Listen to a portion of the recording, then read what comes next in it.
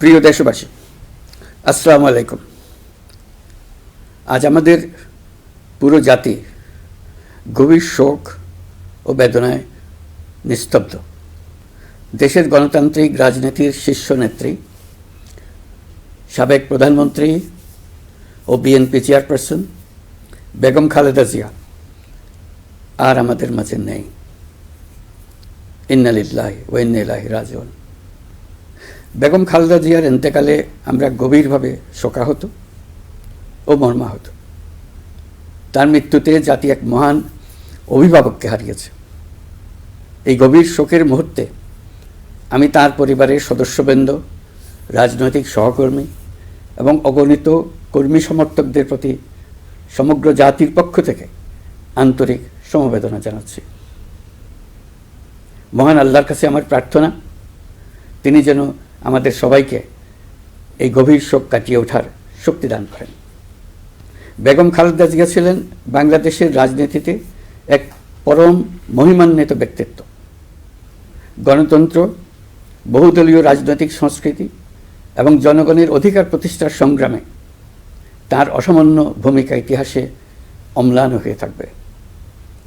স্বৈরাচার ও ফেসিবাদের বিরুদ্ধে তার আপসহীন নেতৃত্ব বারবার জাতিকে গণতন্ত্রহীন পরিস্থিতি থেকে উত্তরণের পথ দেখিয়েছে এবং মুক্তির প্রেরণা জুগিয়েছে।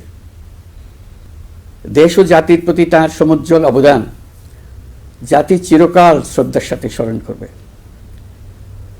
তার দীর্ঘ রাজনৈতিক যাত্রা, গণমুখী নেতৃত্ব এবং প্রিয় মাতৃভূমির স্বাধীনতা ও সার্বভৌমত্বকে সমুন্নত রাখতে তার অবিচল ভূমিকা অবিস্মরণীয় হয়ে থাকবে।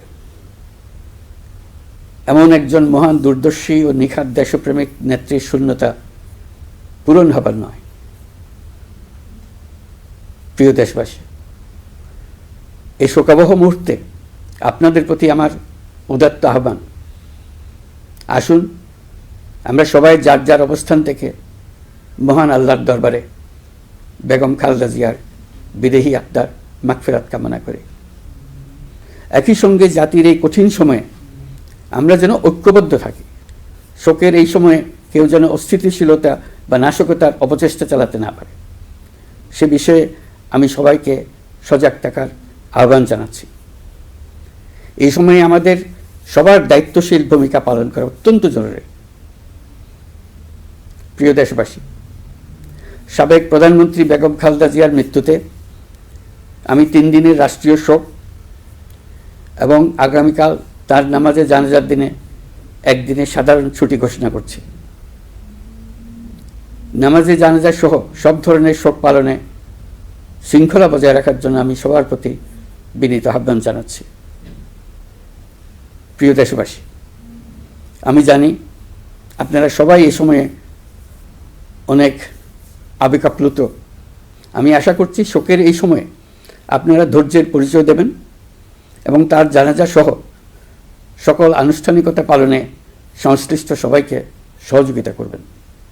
মহান আল্লাহ তাআলা আমাদের সকলকে ধৈর্য, শক্তি ও ঐক্যবদ্ধ থাকার ক্ষমতা দেন।